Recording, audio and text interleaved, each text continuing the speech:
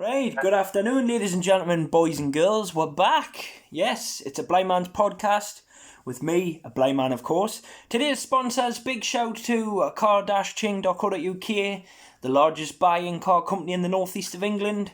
Anything from a low-cost banger to a high luxury sports car. Shout out to Luk Luk Productions, the largest media company in the United Kingdom. They've worked with people such as BBC, Sky, and of course me, Blind Man B. And a voluntary sponsor for today's show is Tenzin. Tenzin is a natural energy drink. It's supposed to be better for you than the other ones. And the bloke who made it drank this when he was climbing Mount Everest. So we'll give it a whirl. Here we go. Tenzin. Not bad. Right, anyway, enough of that. I've got a very special guest on today. Very inspiring, influential character, and he's also an author. We are joined by David Jewell. Good afternoon. Good afternoon, Richard. How are you? Well, I'm good. I've had a bit of a manic Friday, but hey, it's keeping us on my toes. How are you?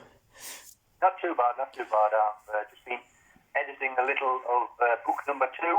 Fantastic. Blade series, so it's a nice little respite. Brilliant.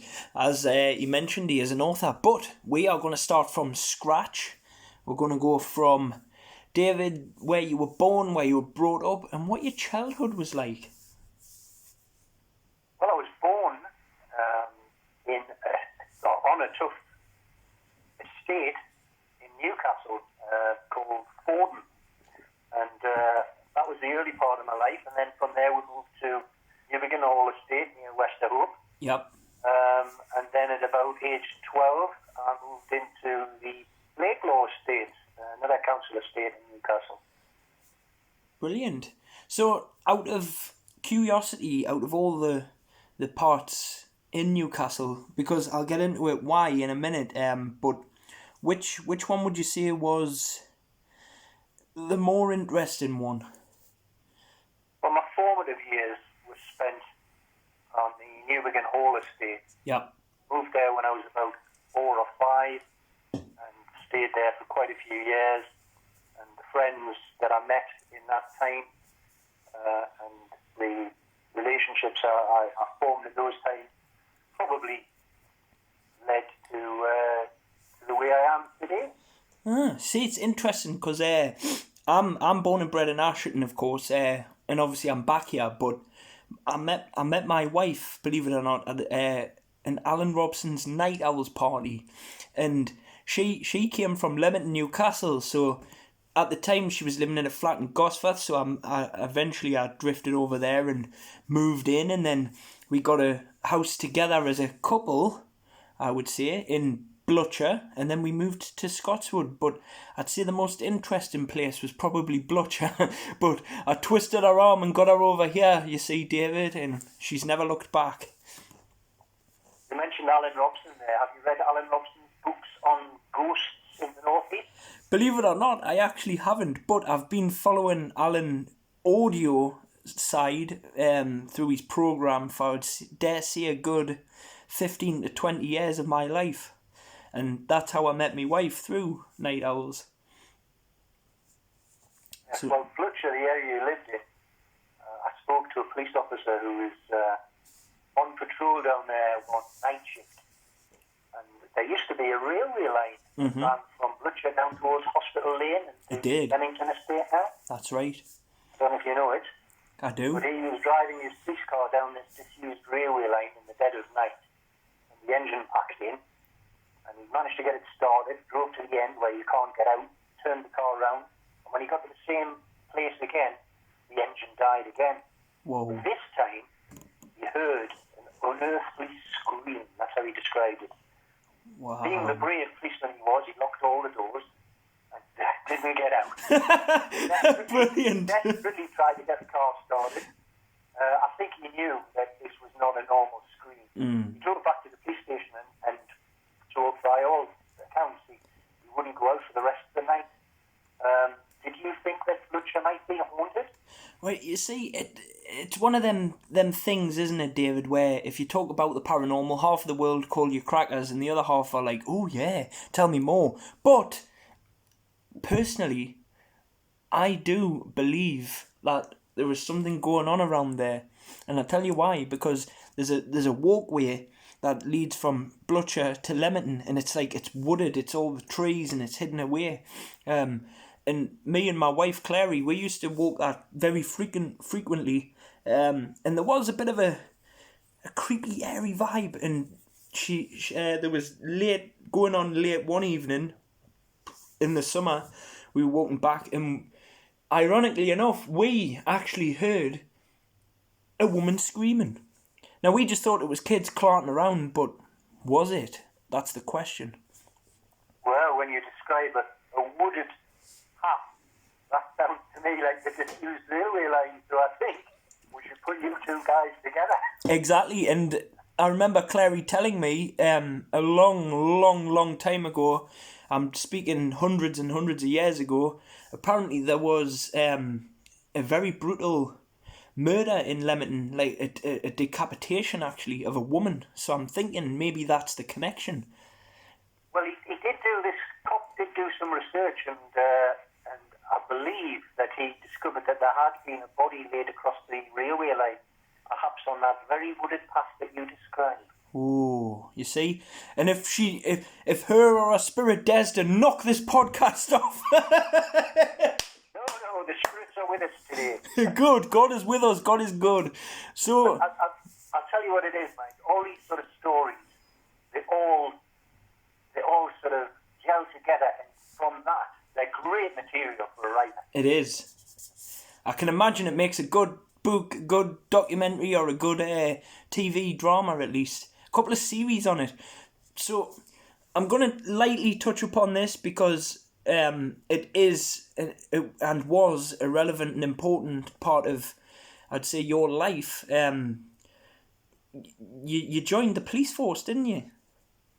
Yes, I did 31 years in the police force. I joined at the age of 18 and a half and was based in the Newburn area, which covers Blutcher, and spent a lot of time in the west of Newcastle. I've spent time in various parts of Northumbria, and finished off at Blythe as inspector in charge at Blythe, which had a reputation as being the drugs capital of the Northeast. It did, yes. Undeservedly. I mean, I know there was a lot of things going on, but what people need to understand, David, is that back in the day, like, you know, I say the 90s and the noughties, that's back in the day for me, because I was born in the 90s, we had a heavy influence in rave. So a lot of drugs did partake in the scene, you know, like ecstasy and amphetamine, or what we call on the streets whiz. I imagine you had a bit of trouble with that back in the late 90s, early noughties. I can go back to sort of as early as sort of the 80s, and then it was sort of like a very with cannabis, and then, as you say, you got the raves brought in, the ecstasy and things like that. The drug that probably caused the cops most concern was heroin, because it led to so many deaths. Yeah, heroin's evil. Yeah. I know a guy that I used to spend a little bit of time with in the past, overdosed on heroin. It's not a nice. I mean, no drugs are nice, and I would never ever promote them. I'm actually very against them, and I know it sounds strange because I used to be a drug addict myself, but that's why I'm against them, because I've seen the pardon the metaphor, but I've seen the good, the bad, and the ugly. You know. Being a cop, I was always sort of very anti-drugs. I saw the damage it caused, the way it split families, and obviously saw the deaths as well. And the dark side of it is, David, is that it can cause a lot of fatalities as well, you know, homicide, suicide. And it was responsible for a lot of crime, because a lot of crime was committed in order to get money to purchase drugs. And as you say, there is the fatality side of it, which destroys families. It does. Terrible. It's evil. I was just talking to you off camera there about when you were young, and we used to play all these games. And you mentioned there that when you were younger, you were given a policeman's hat. Is that right? Yes, I'm not sure I think you were asking what on earth made me join the police force, and I'm not really sure. Yeah, because I asked you what influenced you to become a police officer. That's right. I don't think being given a police helmet at the age of about 3 or 4 would have had that much of an effect, but who knows? That might have been the key. Well, I was doing some research a couple of years ago about the games that young children play when they're outside, and it endears into child psychology, and apparently the game Cops and Robbers is supposed to be a psychology of the beginning of how you want to path out your future. Now, I don't know if it's true. It could just be a load of dribble, but Cops and Robbers, I was always the cop, so I hope that's a good sign. I hope so. Because I've only ever been arrested once, David, and it was self-defense, and then it turned into an NFA. So that's good. Yes, so I imagine you've got a lot of stories to tell about that, but that's not why I've brought you on my podcast today. I've brought you on because we're going to talk about Death Rattle. Yes, Death Rattle, my debut novel. And it's been published. What does it feel like to have a published book?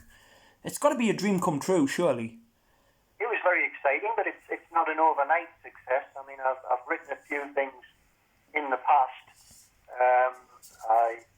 Of all things, I won an award for a poetry, which was you'd appreciate this. It was a spoof on the Ballad of Reading Jail by Oscar Wilde. I called it the Ballad of Durham Jail, and I did it in a Geordie dialect, and it won first prize in the Northumberland Gathering. That's brilliant. Yearly gathering of writers held in Morpeth every year.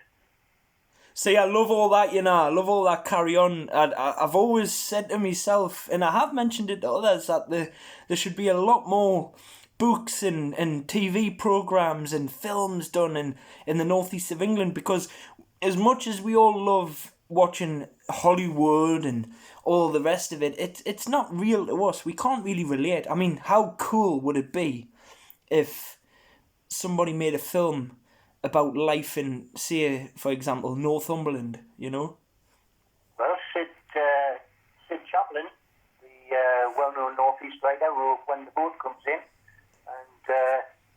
and his son is also a northeast writer. He's written stuff for Foyle's Wars, so we do have some really good northeast writers. Mm-hmm. I mean, I know I've got a friend, you may or may not know him, but he's very well known around these parts anyway. He's called Steve Wraith. Right. He's an author. He's done a lot of books for, say, people like the Sears family and the Cray twins and stuff like that. And they're actually in the middle of making a movie about the Sears family. So I think that would be really good, because it's like local, and it's all about how the crime and stuff and how the families lived in the northeast. So well, I see things from the other side, because I think there's an awful lot of good work done by the police. Yes. Police officers in here in the northeast. So I see it from the other side of the fence. Yeah, but you said when you see people playing that kind of role on the television, it cringes you sometimes. No, I think what gets to me sometimes is you see things on television which aren't procedurally correct.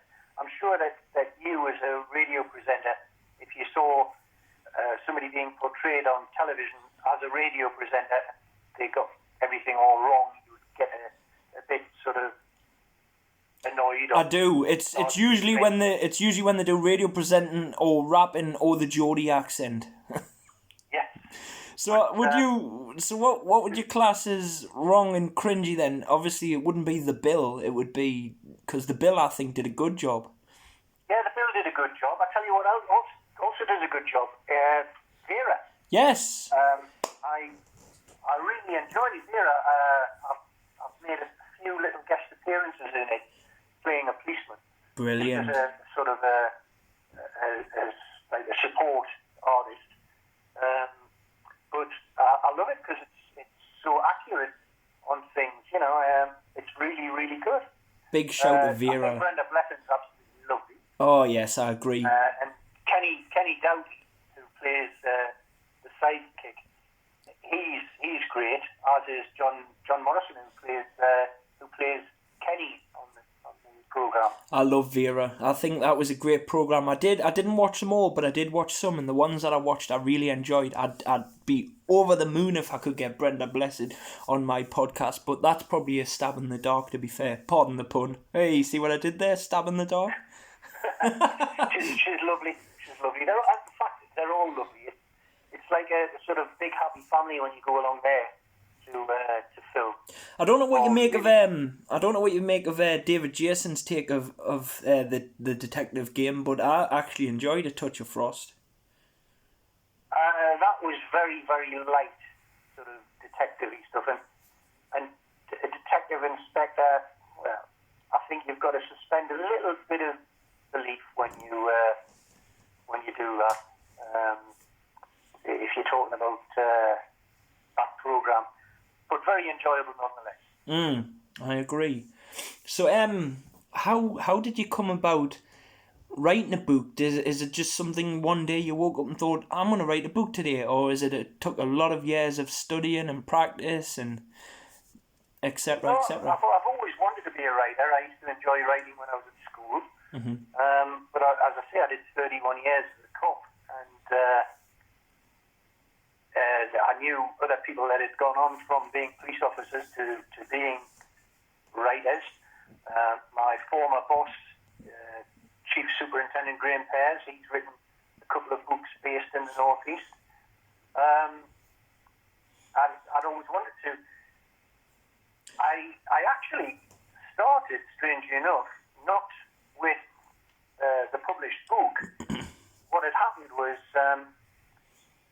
I got involved with a TV channel called Made in Tyne and Weir. Yes, I've been involved in them as well. And I did a 6-part TV series. So you would know an old friend of mine, Dan Charles, then? I don't actually know too many of the people there because I was kind of locked in my own little production of this 6-part television series on writing.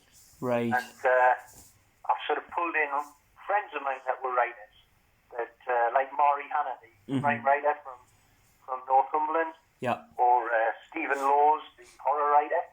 I pulled in a few friends and interviewed them for television, and it ended up as a 6-part television series on Made in Tyne and Weir. Brilliant. One of my music videos called Medal of Honor was played on Made in Tyne and Weir on a program they had called U-Beat, and then the guy who mainly ran and orchestrated U-Beat actually filmed and edited another one of my music videos, Ain't Damned If I Do. So yeah, it's. I think Andrew Reid, who's a photographer and a videographer, I'm sure he was one of the cameramen on that program. That's amazing. It really is. It's amazing. You know what really gets to me, David, is the fact that the Northeast is so magical and talented, and we've got so many amazing brains and imaginations, but yet we get swept under the carpet because of the big lights of London. You know, I think for too many years everything has been London centric. Yep, I agree. They've tried to say, we'll move to the north because we've opened a studio in Manchester. Well, that's not really the north. That's still not the north to us. We have a lot of talent up here in the north east of England. On the writing scene, as I said, I mentioned Stephen Laws, the horror writer. Then there's Maury Hannah, my friend, who's a crime writer. Another friend, Danielle Ramsey, writes very dark crime stuff. We've got Anne Cleves. Anne Cleves, yeah. We've got a lot of good writers up in the northeast. Now, a quick what do you call it? Let me pull out me book knowledge. Correct me if I'm wrong. A quick blurb, is that right? Of your book, a quick blurb of your book, Death Rattle, without ruining it, so people can read it. Right. Well, when a body is discovered in a gay cruising area in Newcastle, Yeah. the officers are horrified to discover the identity of the corpse. Whoa. This leads them into a very dark world of which they've had no prior experience, and it leads to other murders being uncovered. It sounds... Do you know what? It's the kind of thing that I like, and it sounds amazing, but the problem is, David, is I'm partially sighted, so what I want to request is for the fans who want to partake, say, who are blind or dyslexic, can we get an audio? Are we having an audio version? Well, it's strange you should say that, because I was just mentioning it to Rod Glenn, my publisher, just about a week ago, saying, well, can we do this? And it's something he's considering. The book's been released in paperback and hardback, and obviously there's a Kindle edition, which here's a plug. The Kindle edition, if people are able to get it, you can download a free version of Kindle from the site, and then you can get the Kindle version of Death Rattle for only 99p. You can't see it fairer than that. Moment, before it goes up to its full price again. But yeah, I mentioned to Rod about an audio version, because personally I enjoy audio versions. I like to listen to them in the car. Exactly, there's another group of audience that are driving and they want to be able to read, but they can't, so they just slip it into the radio. Yeah, on long journeys, I really do enjoy that. Now, I was thinking, it was running through my head, and we did discuss it earlier on, who's your voiceover going to be for your book? I said Alan Robson, because he's got that growly horror kind of voice when he wants to, as you know from his TV programmes and his radio specials. You said Kevin Wheatley. Kevin Wheatley, yes. Yes, from Inspector Morse. And a Wiesenpet. He would be good. Wow. Another good voice. David Attenborough. Oh, not to read a Geordie book. What about... As I say, my first first award was for the Northumberland gathering, where I won it for that for a poetry thing, and that was in the Geordie dialect. Brilliant. I'm trying to think of a line from it. It's basically based on the Ballad of Reading Jail, but instead I based it on a friend of mine who told me he'd been in dispute with his ex-partner over a settee that they bought together. And he paid his half when they split. He refused to pay her half. And the debt collector somehow managed to get a commitment warrant out for him, and he ended up getting carted off one morning to Durham Jail over non-payment of money for this settee. My goodness. He was very quickly released, but a couple of days in Durham Jail for not paying for your settee shocked him. So I wrote this sort of parody of the Ballad of Durham Jail, the Ballad of Reading Jail. I call it the Ballad of Durham Jail, and it was in the Geordie dialect. If Geordie knew the crying hue about the blighty's life, then in a flash he'd find the cash to pacify his wife. And I thoroughly enjoyed the Geordie dialect. Now, I'm not suggesting that whoever narrates the Death Rattle should have a strong Geordie accent, but they'd have to have a bit of a Geordie twang. I definitely think Alan Robson's the perfect voice for the audio book. Yes, you're probably right. Because he's got that professional radio voice, and then he's got the Benwell growl. Oh man, as I say, there's so many legends in Newcastle. You know, I mean, I've interviewed Leslie St. John, who played Vicky in Auf Wiedersehen. I've I've spoke to, who else did I? Do you know what it is when you're on the spot? That was it. I spoke to somebody else as well who played a part in Vera, but I can't remember his name. For the life of us, I can't remember his name. We had him in the studio. He was like an extra. But there's so many legends from Newcastle, and I want to get them all on my podcast. I want every. But if there was a Geordie Walk of Fame, do you know like how Hollywood's got the stars, right? I've always wanted to put one on the Tyne. Okay, so if you could put names on the stars, who would your first choice be? Well, I went to school at a very, very good school, St Cuthbert's Grammar School on the West Road in Newcastle. Yep. And while I was there, I think in the fourth form, there was Neil Tennant, who went on to form the Pet Shop Boys. Yep. And in the sixth form was a guy called Gordon Sumner, who obviously changed his name to Sting there when he became a pop star. And he was a teacher as well. He was a teacher in Crumlin, yes. So what you're telling me, David, is you went to school with the lead singer of the Pet Shop Boys. Well, I was just a first former, you see, and I think Neil was in about third or fourth form. Wow. Sumner was in the sixth form. So do you think... Well, I was far too lowly to mix with people of the upper forms.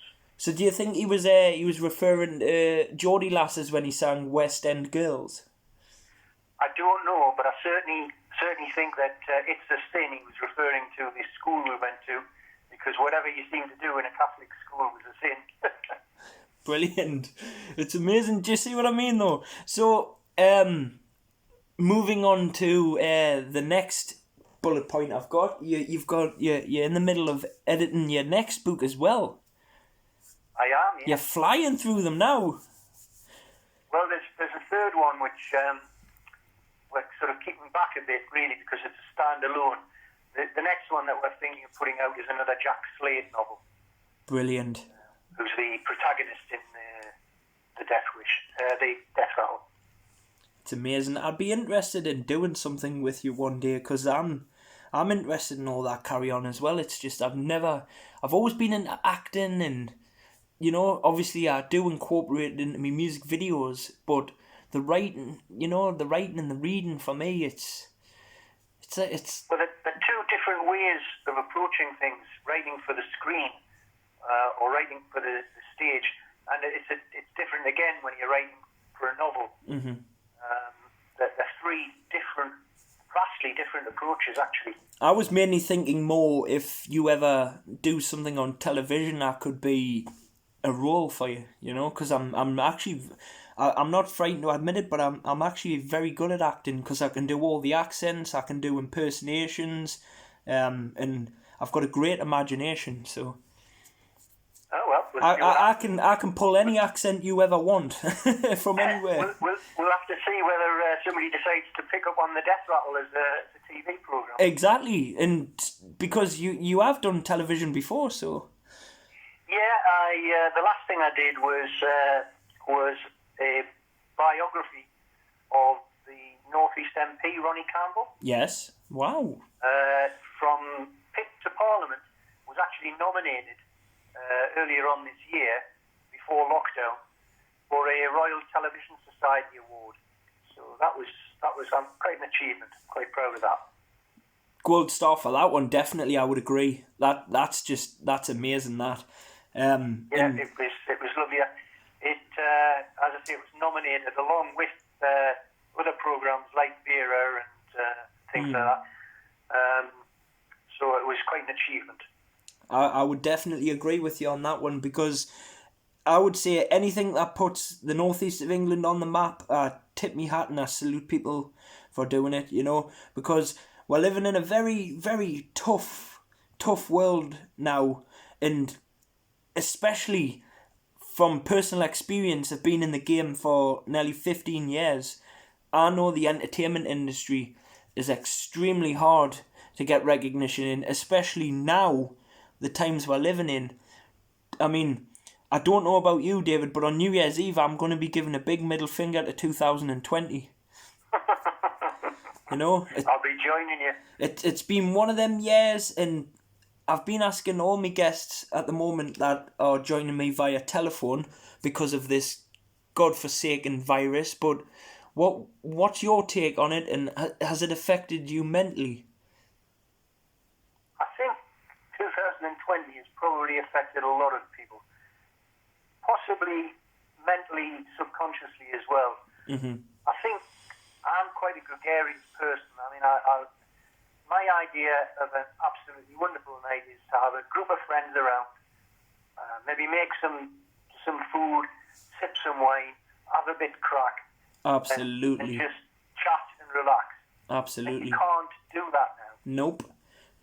But you can't even go to the pub now. Nope. To relax. But have you heard what Boris Johnson's apparently meant to be doing from Christmas Eve for 5 days? Do you think that's a good idea? Because I'm not being funny, but nothing is going to stop me from seeing my mum and dad on Christmas Day. But at the same time, I'm safe because they're my bubble. Imagine what it would be like for someone that wants to see their parents that live miles away. So, but then they could catch the virus. So do you balance it? It's very, very difficult to decide what's right. I mean, wouldn't it be horrendous if you went to visit sort of elderly relatives and without knowing it passed on this virus? Yeah. But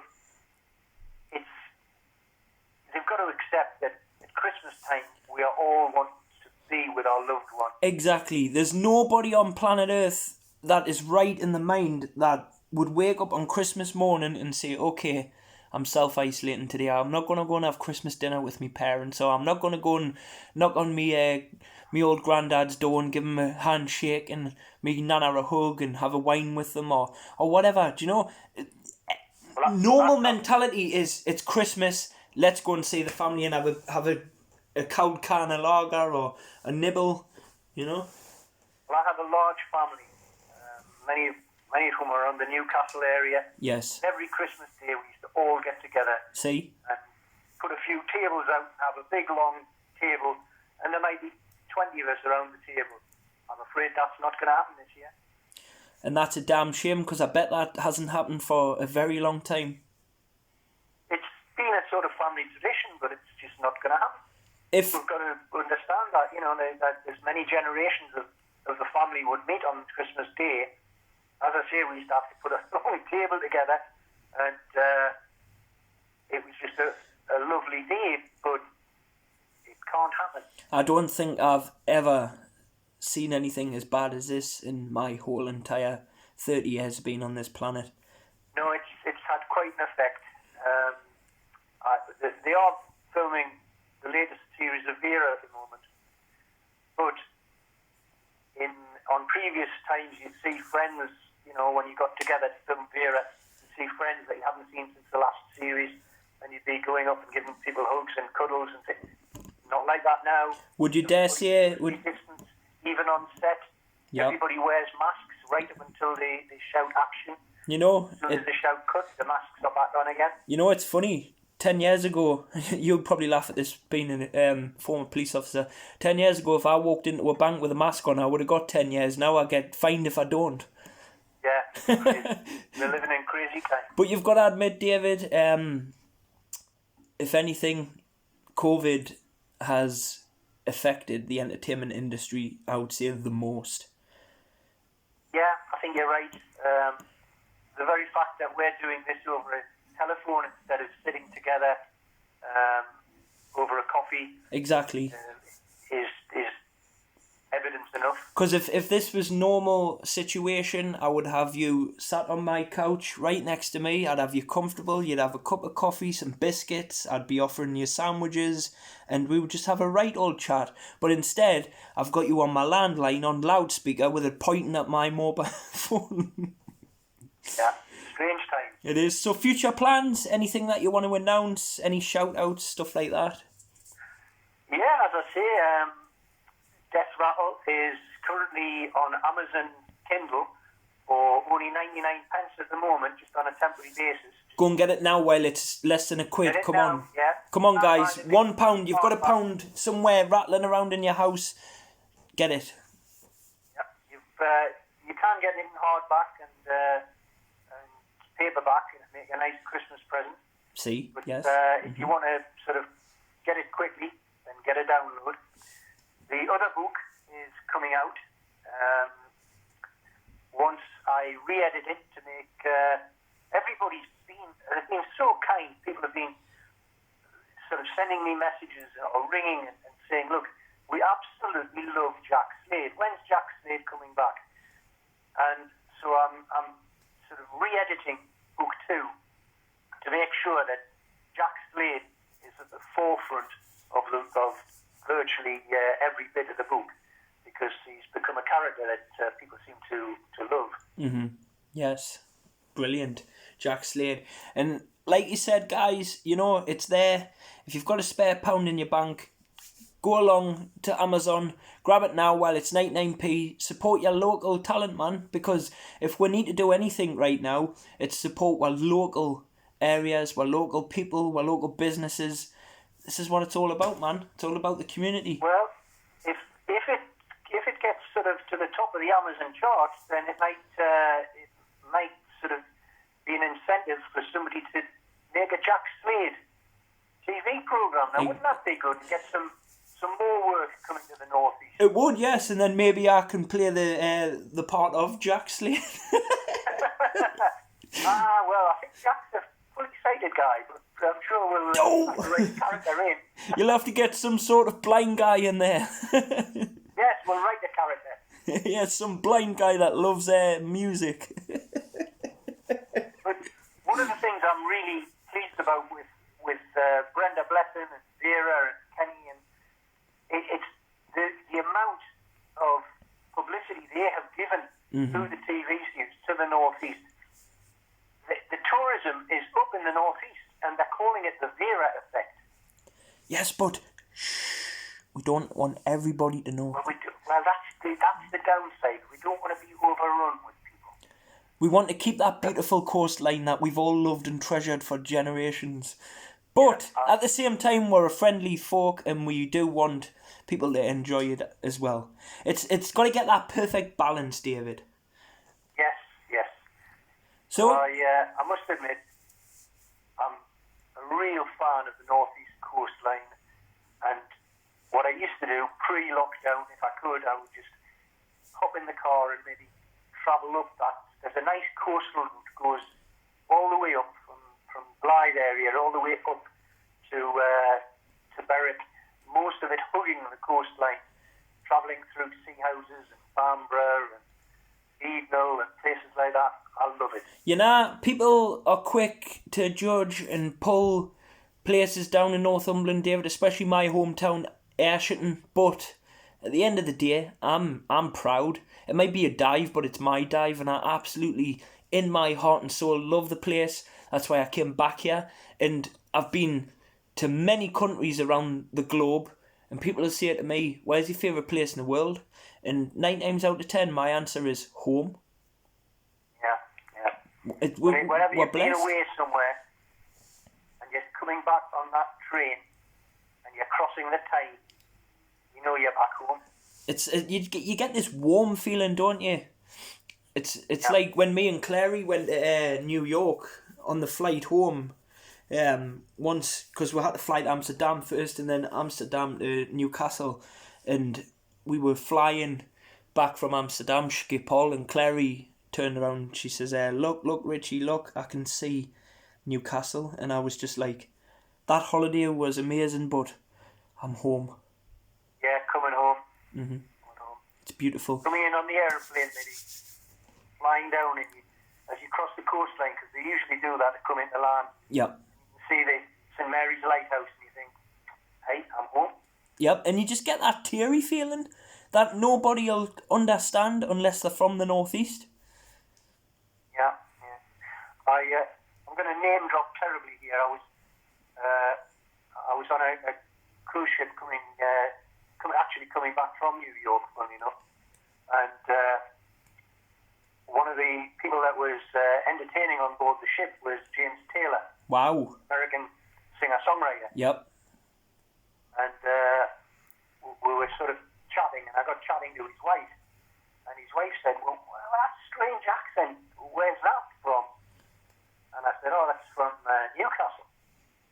And I said, I live in Newcastle in the north of England. And she said, oh, gee, James and I, we have a friend lives in Newcastle. And I said, oh, really? I said, so it's a big place, so I would doubt I would go. She said, Sting. Hey! I've heard of him. Yeah, I'm sure he worked in a school in Cramlington. Who is he? Well, actually, she knew that. And she said, oh, yeah, he taught English. He was a teacher. So they were obviously very close friends of his. But I don't think he spends much time in Newcastle these days, does he? Nah, I doubt it. I mean, I know a lot of the Geordies now have moved away, like, for, say, I know Tim Healy, he lives in Manchester, I believe, now. That's it, that was another Newcastle legend I've interviewed. It come back to me. Alan Clark from Dire Straits, we're good friends. Oh, right. He's a brilliant man. What a gentleman he is, and he's got some, he's got some stories, that man.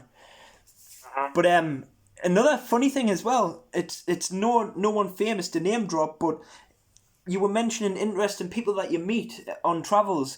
When I was on the plane to New York, there was this, I would say, elderly-ish gentleman sat next to me, because me and Clary had a 3-seat, but there was only 2 of us. So on the airline in America, obviously you share it, don't you? So this gentleman sat next to us. He was like, hey man, good morning, how's it going, blah blah blah. And I was talking away to him. He's going, oh my gosh, what an accent. They love our accent for some reason. Oh, they do. He's going, you're British, I assume. I went, yes. He went, I'm guessing by the accent, from my research, you're from a place called Northumberland. I was like, you're the first ever American to get that bang on. How did you know that? And it turned out he was a professor in a university in America, and he had been doing history on castles and Vikings in Northumberland. Wow. I know, but what a conversation we had. But I was just like astonished of how he got it bang on, because usually they say you're from London or you're Scottish or you're Australian. I get the Scottish. I used to get the Scottish one a lot. Yeah, you're from Scotland. So he was the first ever American, and I would assume probably one of the last to get it bang on. He was like, you're from Northumberland. I was like, wow. So yeah. I thought that was cool. But yeah, I think that's probably, we've covered everything, to be honest, because me and you, we could rabbit on all day, and I think you've probably got other things to do in your day apart from talk to me. So no, I've thoroughly enjoyed chatting to you, actually. It's been very, very good. I would like to hope that, as I say, people try and pick up a copy of the book, and let's try and get it out there in the book charts. Let's but do also, be aware that there's an awful lot of good talent up here in the Northeast. Exactly. Both musical and writers, and put something back in the community by supporting your local writers, your local musicians, and support the Northeast. Exactly, and you know what, David, I'm in the same boat as you, mate. I am, because I've always been passionate for a long time now of pushing the Northeast. We've had enough of London, we've had enough of America. No offence, if you do what you do, God bless you, but it's time we get the Northeast of England smack bang on the map, where everybody in the world goes, Newcastle, I know that place because of ... Yeah, well, it's got a long history. I mean, the Animals. Yep. Hank Marvin. Hank Marvin. He's from, he lived behind the Black Bull pub in Newcastle. We got AC/DC, good old Brian Johnson. Yeah, We got Sting, and Deck. You see, we got Alan Robson, Bobby, all the Charlton brothers just lived up the road from where I am now. You know, I think. You mentioned Neil Tennant. Oh yes. All the Geordie legends will love you, and it's amazing. And I'm literally probably a stone's throw away from where Jackie, Charlton and Milburn grew up. So there you go. God bless you, David. Thank you very much for your time. Thank you very much. It's been really nice chatting, actually. And when this lockdown's over, let's get together. Yes, let's meet up. Let's have a coffee. A cup of coffee or a glass of wine. Exactly, and I'll be grabbing one of them books of yours, whether it's on hardback or an audio. Either way, I want one. And I'd like to congratulate you. You've joined the line, the group, the club, A Blind Man's Podcast. You're in the club with a lot of legends such as Grandmaster Flash and the Furious Five, Dire Straits, King Hammond, and also yourself. Nice to join the club. God bless. Take care. You take care. Bye-bye. There you go, guys. That was an absolutely inspiring man, Northeast author. And he was also in the police service for 31 years. What a man. But there you go. If you've enjoyed today's video, please like, subscribe, and hit the bell. And my next podcast will be with Kumar to talk about his life as an Indian in the United Kingdom. God bless, guys. Peace.